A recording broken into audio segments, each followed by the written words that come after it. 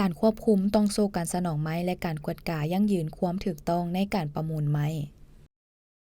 ป่าไม้มีบทบาทสำคัญต่อการลดพรการเปลี่ยนแปลงดินฟ้าอากาศการปกปักรักษาชีวนานาพันธุ์และการพัฒนาเศรษฐกิจของสปป.ลาวแต่อย่างใดก็ตามป่าไม้ยังอยู่ภายใต้ภัยคุมคูย้อนมีการหันเปลี่ยนที่ดินป่าไม้เพื่อจุดประสงค์ในการนำไส้อื่นๆและโดยเฉพาะแม่นการขุดค้นไม้ที่ผิดกฎหมายหนึ่งในยุทธศาสตร์ของรัฐบาลแห่งสปป.ลาวแม่นกำลังสุมใส่แผนงานแฟลกการจัดตั้งปฏิบัติกฎหมายป่าไม้การคุ้มครองและการฆ่าไม้แผนงานนี้มีเป้าหมายเพื่อส่งเสริมการคุ้มครองป่าไม้ที่ดีในแขนงการป่าไม้ซึ่งจะเป็นการช่วยในการลดพรความทุกข์ยากและการคุ้มครองทรัพยากรธรรมชาติแบบยืนยงนับแต่ปี 2017 รัฐบาลแห่งสปป.ลาวได้เริ่มการเจรจาเกี่ยวกับแผนงาน Flag VPA หรือขอตกลงการเข้าเป็นคู่ร่วมสัญญาการค้าไม้แบบสมัครใจกับสหภาพยุโรปขอตกลงการเข้าเป็นคู่ร่วมสัญญาการค้าไม้แบบสมัครใจนี้ได้กำหนดความมุ่งมั่นและแผนดำเนินงานของทั้งสองฝ่ายที่มีความพยายามในการแก้ไขปัญหาการขุดค้นไม้ที่ผิดกฎหมายในเมื่อข้อตกลงฉบับนี้ได้เซ็นรับรองและได้จัดตั้งปฏิบัติ VPA จะรับประกันว่าไม้นำไซอยู่ภายในประเทศและส่งออกไปต่างประเทศเป็นที่ถูกต้องตามกฎหมายสำหรับสปป.ลาวแผนงาน Flag VPA บ่แม่นเป็นเพียงแต่รับประกันไม้ที่ถูกต้องตามกฎหมายเท่านั้นแต่ยังเป็นโอกาสที่ดีในการปรับปรุงแขนงการป่าไม้และสร้างความเข้มแข็งให้แก่ภาคอุตสาหกรรมปรุงแต่งไม้ภายในประเทศนับแต่ปี 2013 รัฐบาลเยอรมันได้ให้การสนับสนุนสปป.ลาวในการเตรียมความพร้อมและจัดตั้งการเจรจาข้อตกลงการเข้าเป็นคู่ร่วมสัญญาการค้าไม้แบบสมัครใจในขบวนการเจรจานี้แม้นได้มีส่วนร่วมจากบรรดาภาคส่วนที่เกี่ยวข้องจากภาครัฐภาคเอกชนและองค์การจัดตั้งทั้งสังคมเป้าหมายสุดท้ายแม่นเพื่อสร้างระบบ TILAS ซึ่งแม่นระบบค้ำประกันไม้ที่ถูกต้องตามกฎหมายที่เป็นส่วนสำคัญของข้อตกลงการเข้าเป็นคู่ร่วมสัญญาการค้าไม้แบบสมัครใจTILAS ประกอบด้วย5องค์ประกอบหลักซึ่งได้กำหนดส่วนประกอบเกี่ยวกับไม้ที่ถูกต้องตามกฎหมายจะควบคุมต้องโซ่การสนองไม้แนวใดจะกวดกายั่งยืนความถูกต้องของแหล่งที่มาของไม้ได้แนวใดจะออกใบอนุญาตให้แนวใดและกำหนดการติดตามกวดกาแบบอิสระเพื่อรับประกันให้ระบบดังกล่าวสามารถดำเนินงานได้ดีถึงอย่างใดก็ตามบ่ว่าไม้จะถูกส่งออกหรือปรุงแต่งและนำใช้ภายในประเทศสิ่งที่สำคัญที่สุดแม่นเพื่อรับประกันไม้ที่ถูกต้องตามกฎหมายของบรรดาแขนงการสิ่งสำคัญที่สุดแม่นเพื่อให้เข้าใจว่าไม้แม่นมาจากไสแท้อยู่ในสปป.ลาวมี4แหล่งที่มาของไม้ต้นตอเส้นไม้จากป่าผลิตและเขตหันเปลี่ยนที่ดินป่าไม้ทำอิฐแม่นได้ทอนโฮมอยู่ในป่าหรืออยู่ใกล้กับเขตขุดค้นเอิ้นว่าสนาม1ไม้ได้เคลื่อนย้ายมายังสนาม2ที่เป็นจุดใจกลางที่ใกล้กับเขตป่าผลิตและเขตหันเปลี่ยนที่ดินป่าไม้ซึ่งมีการวัดแทกและจัดสรรคุณภาพไม้ทอนไม้จากป่าปลูกที่บ่แม่นชนิดพันธุ์ไม้พื้นเมืองแม่นสามารถขนส่งได้โดยกงผ่านภูค้าไม้ไปหาโรงงานปรุงแต่งหรือไปหาจุดส่งออกสำหรับไม้จากป่าปลูกที่เป็นชนิดพันธุ์ไม้พื้นเมืองแม่นบ่สามารถส่งออกได้โดยกงไม้จากป่าไม้ของบ้านแม่นจำกัดให้นำไส้ได้เฉพาะตามประเพณีเท่านั้นและบ่สามารถนำไส้เข้าในจุดประสงค์ทางด้านการค้าได้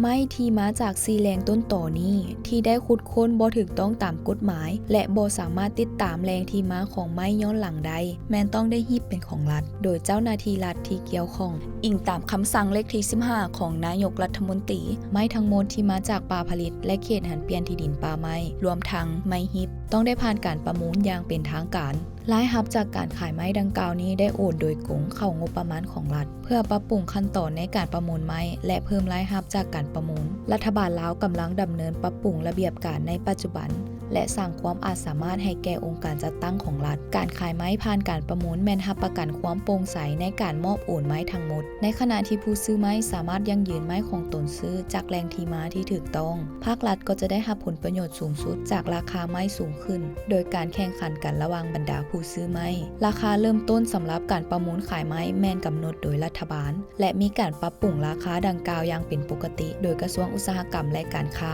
โดยอิงใส่การศึกษาความต้องการของ ตลาดภายในและตลาดสากลไม้ที่ขุดค้นมาจากป่าธรรมชาติแม่นได้ขนส่งไปหาสนามรวมศูนย์ซึ่งเอิ้นว่าสนาม2ผู้ซื้อไม้สามารถกวดกาไม้โทนได้อยู่สนามดังกล่าวพนักงานป่าไม้ที่ขึ้นกับแผนกกสิกรรมและป่าไม้แขวงแม่นรับผิดชอบในการวัดแท่งจัดสรรคุณภาพไม้โทนและหมายหน้าไม้โทนทั้งหมดและบันทึกเข้าในบัญชีไม้ซึ่งจะใช้เป็นข้อมูลพื้นฐานให้แก่การประมูลขายไม้เขตป่าไม้ที่อยู่ห่างไกลซอกลีกแม้นมีความเสี่ยงต่อการขุดค้นไม้ที่ผิดกฎหมายเช่นอยู่ใกล้กับเขตชายแดนประเทศสสเวียดนามองค์การจัดตั้งรัฐที่เกี่ยวข้องที่ได้ฮิปไม้เนื้อแข็งที่มีมูลค่าสูงจำนวนล่วงหลายในระยะผ่านมาไม้ฮิปส่วนใหญ่แม่นได้เก็บรักษาไว้ในสถานที่ที่ปลอดภัยของกองกวดกาป่าไม้แขวงหรือเก็บรักษาไว้ในบริเวณของด่านภาษีสากลกองกวดกาป่าไม้แขวงวัดแทกไม้ฮิปทั้งหมดเพื่อคิดลายบริมาตรไม้หลังจากนั้นจะบันทึกและนำใช้เป็นหลักฐานในการดำเนินคดี